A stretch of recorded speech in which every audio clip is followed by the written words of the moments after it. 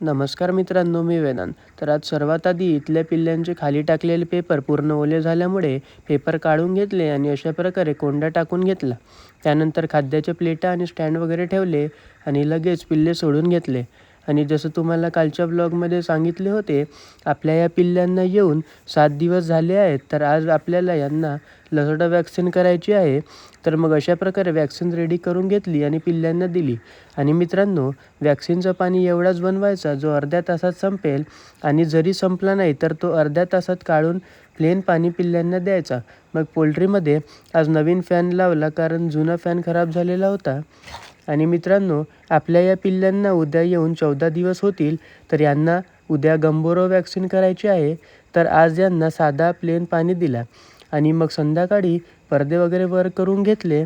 आणि आता उन्हाळा सुरू होत आहे, तर आता अशा प्रकारे एवढेच पडदे वरती करायचे, पूर्ण वरती करायचे नाही मित्रांनो.